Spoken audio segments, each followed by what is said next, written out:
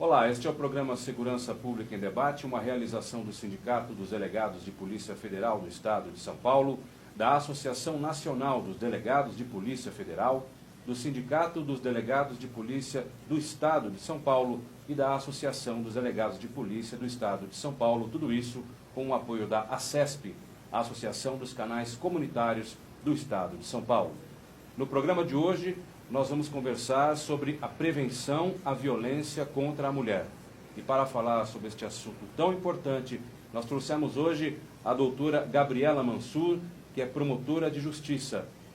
Ao lado dela está a nossa anfitriã, a doutora Tânia Prado, que é presidente do SINDPF-SP e diretora da ADPF, a quem agora eu passo a palavra para dar as boas-vindas para a doutora Gabriela.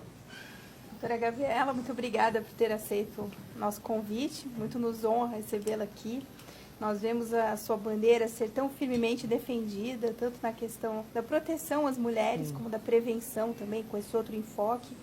E queríamos começar falando com a senhora sobre o problema muito grave que é o feminicídio, a violência cometida contra as mulheres. Na sua experiência, queríamos ver um relato seu. Primeiro, eu gostaria de agradecer o convite, doutora Tânia, extensivo aí as minhas homenagens a todos e todas delegadas do Estado de São Paulo, que são grandes parceiros e parceiras nessa atuação da prevenção e do combate à violência contra a mulher. Então, recebam todos os meus cumprimentos, é um prazer estar aqui com vocês. Em relação ao feminicídio, ainda hoje eu vi uma notícia que me deixou estarrecida, que foi a questão de uma vítima, uma mulher que foi visitar o parceiro num presídio e acabou sendo morta por ele dentro da penitenciária.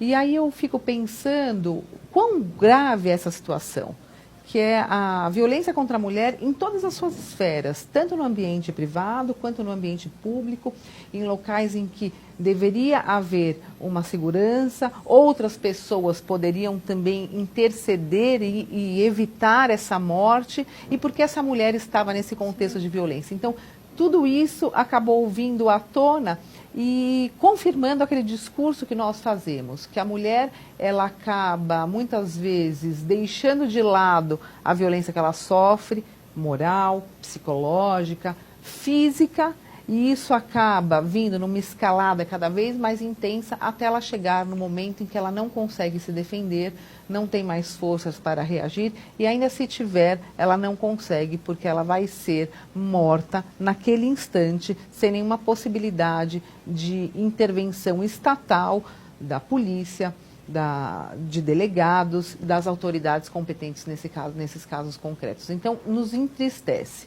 Porém, eu vejo, Tânia, uma melhoria não só do atendimento de todas as instituições, de todas as pessoas que estão envolvidas, sim, no combate, na prevenção da violência contra a mulher, quanto da conscientização da sociedade. Então, eu vejo um aumento das denúncias, obviamente, e também um maior engajamento e uma maior atuação conjunta das instituições públicas e das autoridades competentes nesse caso concreto. Eu acho, é claro que eu tenho algumas críticas a fazer em relação a toda essa atuação, tenho sugestões a fazer e eu sempre as faço quando tenho essa oportunidade, mas é importante que nós, ao invés de também sempre atacar, nós estejamos atentos às melhorias que foram observadas ao longo desse tempo, desde a implementação da Lei Maria da Penha até os dias de hoje, no combate, na conscientização também nossa, que estamos do outro lado, na linha de frente aí da atuação do combate à violência contra a mulher, como também nós melhoramos e estamos mais próximos da sociedade, mais atentos aos problemas da violência contra a mulher de uma forma coletiva, uma forma mais ampla. E nesse aspecto nós notamos assim que até a comunidade, né, às vezes as pessoas não querem se intrometer numa situação porque é um vizinho, isso é um problema do casal, ninguém quer se intrometer. E aí já começam a perceber essa mudança de mentalidade, que até no condomínio agora vão colocar algumas câmeras e foi mencionado o caso daquela moça que foi vítima lá no Paraná e que se não fossem as câmeras não iam esclarecer o que havia acontecido. Então, acho que aos poucos assim, o silêncio das vítimas vem sendo quebrado e as pessoas estão mais conscientes, né? E com relação aos projetos, né? Nós sabemos do seu site e também dos projetos. Queria que falasse um pouco sobre... Eu estava comentando aqui. Deixa eu só colocar, a doutora falou no site, www.justiçadesaia.com.br. Pode continuar, doutora. Até nós estávamos comentando aqui nos bastidores, né, Adriano, sobre o site. O site ele surgiu de uma necessidade minha como promotora de justiça, mas como mulher que também está atuando no combate à violência contra a mulher, de falar com a sociedade. Então, trazer para a sociedade decisões judiciais, mostrar para aquela mulher que acessa a internet, ou um Instagram, um Facebook, quais são os direitos das mulheres, o que é a Lei Maria da Penha, o que são medidas protetivas, como essa mulher acessa as instituições públicas quando ela sofre violência, e também comentar, que aí eu gosto bastante, sempre dou um pitaco mais puxado para o viés acusatório, mas comentar os casos concretos, que é importante que a sociedade acompanhe o que acontece e tenha a noção de como é a atuação do sistema de justiça de uma forma geral.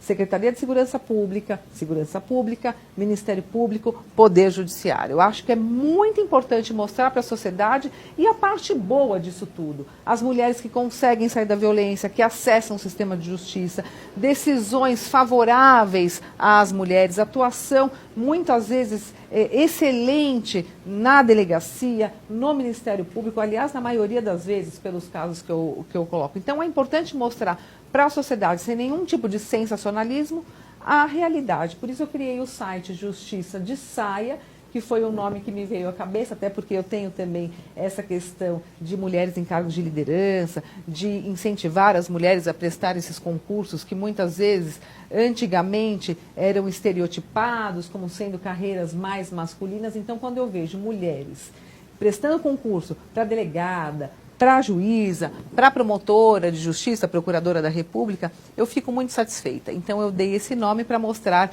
que a justiça também está de portas abertas para receber as mulheres. E foi uma coisa que acabou criando uma intimidade com a sociedade. Nos bastidores que o site recebe denúncias. Sim, eu recebo diariamente de 10 a 15 pedidos de ajuda, de orientação. Então, essas mulheres viram um canal de denúncia, elas entram lá, fale conosco, elas entram no site e elas fazem perguntas, pedem orientações e muitas vezes elas fazem essa denúncia. Eu faço o encaminhamento devido para o órgão competente e peço aí para que as providências cabíveis sejam tomadas. Então, ficou uma comunicação, um meio de comunicação muito interessante com as mulheres da sociedade, com homens também, por conta do Justiça de Saia. Mas eu gosto de falar também, Tânia, dos projetos que eu desenvolvi ao longo da atuação como promotora de justiça. É claro que é muito importante nós recebermos aquele processo, aquele inquérito, fazer a denúncia, os pedidos de medida protetiva, a atuação do promotor, da promotora de justiça no combate à violência contra a mulher. Isso eu não abro mão, acho que é essencial nós estarmos também na linha de frente, nas audiências, é salutar. Mas eu percebi que só isso não basta nos crimes de violência contra a mulher. Ele tem um caráter histórico, cultural, muito mais forte do que o fato em si. Então, mesmo que você faça aquele processo, denuncie, tenha uma condenação e encerre, aquela violência continua. Então, eu fiz levantamentos ao longo aí desses 10 anos que eu atuo exclusivamente no combate à violência contra a mulher e vi 65% das mulheres retomam os seus relacionamentos ou desistem do processo. É um número grande. É um número grande. Isso das que denunciaram. Percebi também que praticamente 70% dos homens autores de violência sofreram violência ou presenciaram violência durante a sua vida, durante a sua infância. Então, eles acabam aprendendo um comportamento que tem muita dificuldade de se desvincular. É muito difícil a gente mudar um hábito que está enraizado em nós, mudarmos uma verdade que para nós é muito fixa, sem uma ajuda, sem uma oportunidade de mudança e sem saber que aquilo está errado. E também percebi que 30% das mulheres que sofrem violência dependem economicamente dos seus maridos, uma companheiros. radiografia típica, né? E aí eu falei, bom, eu estou com isso na mão. Eu tenho um instrumento importantíssimo, que é a Lei Maria da Penha. Um poder que é ser promotora de justiça e promover a justiça para essas mulheres. Aí eu comecei a desenvolver projetos. E foi quando eu desenvolvi o projeto Tempo de Despertar, que diz respeito à ressocialização do autor de violência contra a mulher, que é muito bom. E isso diminuiu a reincidência de 65% para quanto você acha, Tânia? Uns 30%? 2%. 2%? 2%. Então, é um projeto muito importante, porque você faz a conscientização da violência olhando para o homem. Ele se conscientizar daquele comportamento, o quão ruim aquilo é para ele e como pode ser transformador ele se livrar também desse peso de ser agressor, de ter um comportamento muitas vezes machista, enraizado, e esse machismo, nesse aspecto, causa a violência contra a mulher, o sofrimento das mulheres, da família dele, que estão nessa relação íntima de afeto, nessas relações de parentesco. Então, é muito importante esse trabalho e é um trabalho que tem um custo muito baixo. O custo é a equipe técnica. Um psicólogo, um assistente social, um professor, um voluntário que faz uma equipe aí de 5 pessoas para fazer esse trabalho de reflexão, de conscientização e de mudança comportamental. E o outro projeto que eu gosto bastante é o Tem Saída, que é o encaminhamento das mulheres que sofrem violência, que entram na delegacia, Ministério Público, Defensoria ou Judiciário, e nós, percebendo aquela situação de vulnerabilidade econômica, nós fazemos o encaminhamento direto dela para empresas parceiras do projeto que estão abrindo as portas com vagas prioritárias para essas mulheres em situação de violência. Eu tenho que encerrar o primeiro bloco, mas eu gostaria de retornar ao Tempo de Despertar e ao Tem Saída no segundo bloco, que assim são de suma importância para a nossa discussão aqui, na minha opinião. O programa Segurança Pública em Debate de hoje está falando sobre a prevenção da violência contra a mulher, prevenção à violência contra a mulher. Este é o primeiro bloco do programa de hoje, o segundo bloco já, não saia daí.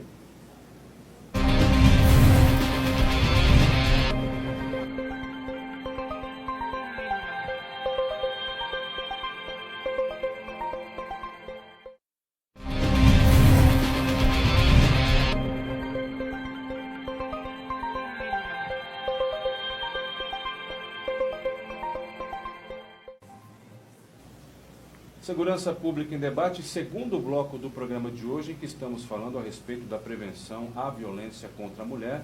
A nossa convidada de hoje é a promotora de justiça Gabriela Mansur. Temos também a doutora Tânia Prado, nossa anfitriã, presidente do SINDPF-SP e também diretora da ADPF. Doutora Gabriela, eu queria começar o segundo bloco perguntando à senhora uma coisa que parece que não tem nada a ver, mas tem. Depois eu vou engatar uma segunda e já retornar aos assuntos do bloco passado. 2019, nós temos visto aí na imprensa inúmeros casos, todo dia os jornais dão um feminicídio, matou a mulher, matou a namorada. Eu já perguntei isso para vários especialistas, inclusive promotores, no passado, e a resposta foi a que eu imagino a senhora vai dar agora, mas eu acho que o telespectador tem que ouvir. A senhora acredita que a violência contra a mulher cresceu, ou a mulher está denunciando mais e a sociedade está se indignando mais ao publicar através da imprensa todos esses casos, etc. Depois, gostaria de retornar um pouco à questão do Tempo de Despertar para falar sobre o agressor. Talvez eu vou dar uma resposta que, no meu entendimento, não está estatisticamente comprovada, mas na minha experiência está. Os dois. Nós temos aí uma maior conscientização da sociedade, um maior número de denúncias e indignação da sociedade em relação aos crimes de violência contra a mulher, então isso vem muito à tona, mas infelizmente eu posso afirmar com a minha experiência e com os processos e com os casos que me chegam diariamente, seja na Promotoria de Justiça, seja no canal de denúncias do Justiça de Saia, seja em todos os pedidos de ajuda e comentários que nós escutamos por aí. Infelizmente, nós estamos vivendo um momento de aumento de violência contra a mulher, Tânia. Infelizmente. E eu quero deixar claro aqui, porque tudo hoje em dia que a gente fala, parece que tem um viés ideológico ou um viés político-partidário, e não é. O que eu percebo é que muito foi falado em relação aos governos. As mulheres, elas vêm num período de 8 a 10 anos com um empoderamento, com esse discurso de se empoderar, de ter autonomia, de fazer valer seus direitos, até por uma culpa boa nossa, que nós estamos na linha de frente falando, denuncie a Lei Maria da Penha, a mulher tem que ter autonomia, você tem que ter a liberdade de escolha, lugar de mulher é onde ela quiser. Então, isso criou um consciente coletivo de mulheres que estão à frente dos seus direitos, que estão fazendo valer esses direitos e não admitem mais sofrer violência.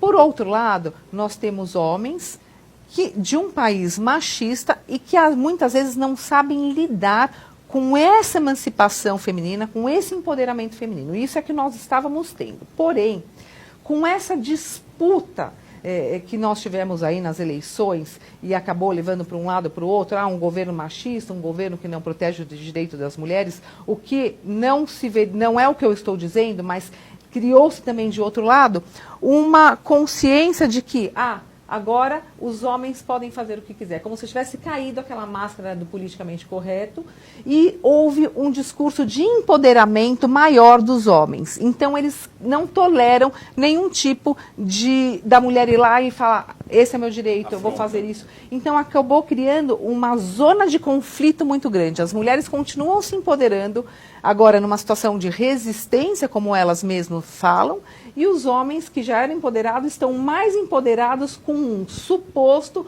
ou algo que pode parecer que é um discurso de pode fazer o que quiser, não se respeita os direitos das mulheres, aqui não quero saber se a mulher ganha menos, se a mulher ganha mais, etc. E isso acaba criando um confronto maior. Então, eu entendo que houve sim um aumento da violência contra a mulher, que não é culpa de ninguém, mas são aí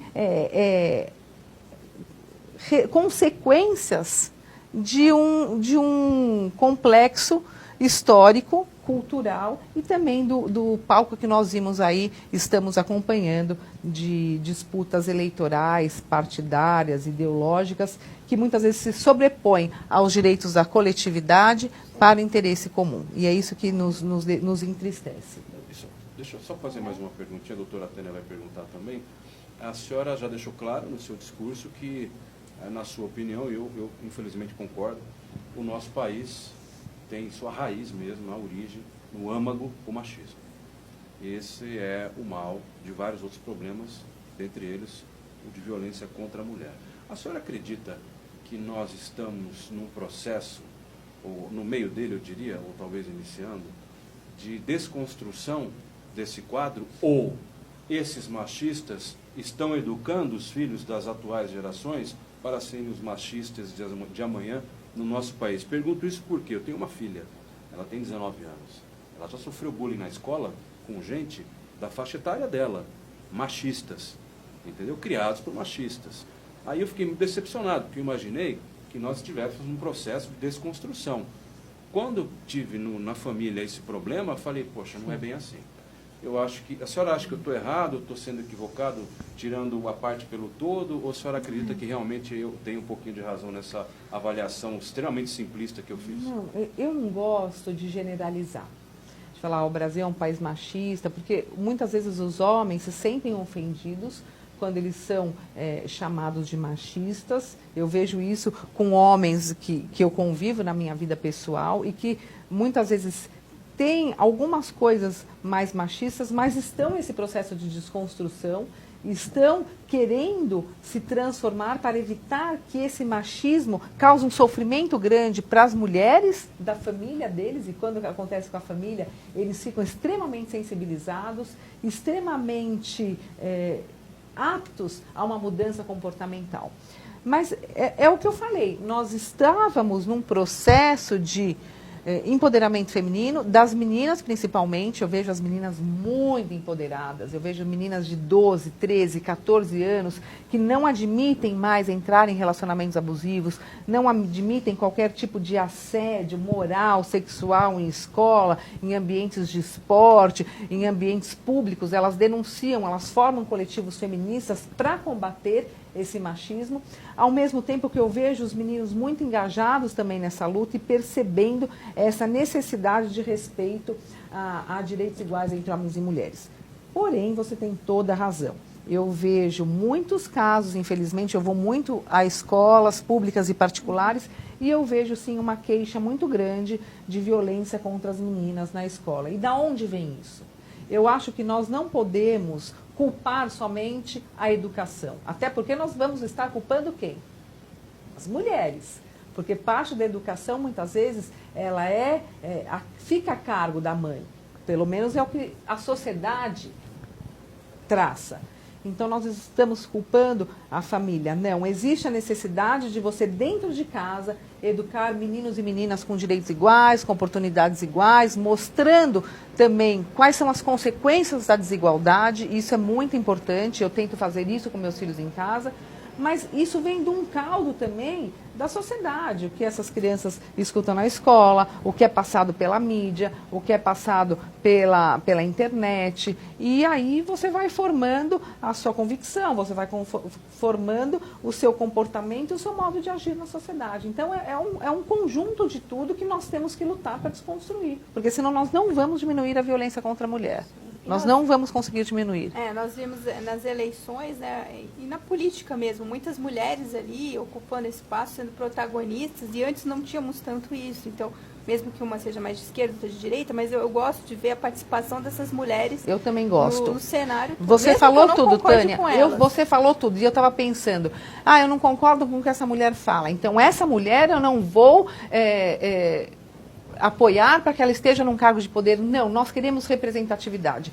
E eu acredito que aos poucos as mulheres vão formando o seu comportamento sem se masculinizar, e essa masculinização ela não é física, ela é de comportamento, puxando o tapete de outras mulheres, sendo mais autoritárias, etc. Não, elas vão conseguindo ter um pouco mais de maturidade para assumir determinados cargos, porque as mulheres, quando assumem esses cargos, são muito cobradas, são extremamente cobradas. Elas não precisam ser só, por exemplo, promotora, ela tem que ser uma promotora extraordinária. Aí você acha que aquilo é inalcançável, porque eu não sou uma promotora extraordinária, eu quero ser uma promotora comum que faça um trabalho bacana e que quero estar ou não em cargos de liderança. E se eu assumir é porque eu fiz um trabalho legal. Então, isso que você falou é muito importante que fique bem claro aqui, porque eu falei da questão das eleições. Isso não é nenhum discurso pró ou a favor de ninguém, até porque eu sou no centro, eu sou a favor das mulheres, do direito das mulheres e de uma menor violência para o Brasil, que eu acho que é um dos maiores problemas que nós temos, e aqui eu estou com um especialista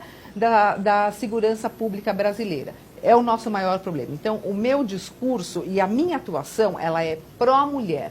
Ela não é a favor nem contra ninguém. E se isso não estiver sendo favorável às mulheres, eu vou lutar contra, sim, e vou mostrar os pontos que precisam ser modificados. Queria só rapidamente dar um exemplo. Eu sei que talvez o tempo esteja se esgotando, mas o promotor de justiça fala muito, e vocês me chamaram. A questão, delegacia de polícia 24 horas. Isso é importantíssimo, mas não adianta ter só a carcaça da delegacia de polícia 24 horas lá. Nós precisamos ter mais delegados atuando na delegacia da mulher, nós precisamos ter um maior investimento nas pessoas que trabalham lá, e não é uma vontade dessas pessoas, quais são as condições de trabalho dessas pessoas. Então, assim, quando vem criticar as delegacias para mim, eu não aceito esse tipo de crítica. Eu quero saber exatamente o que está acontecendo, porque eu conheço delegadas maravilhosas que estão na linha de frente, fazendo um trabalho excelente no combate à violência contra a mulher. Esse é o primeiro ponto. Doutora, a senhora acha que só a mulher deve trabalhar nas TTM? Não. O homem pode trabalhar? De jeito nenhum. Aliás, esse é um discurso que eu aprendi à época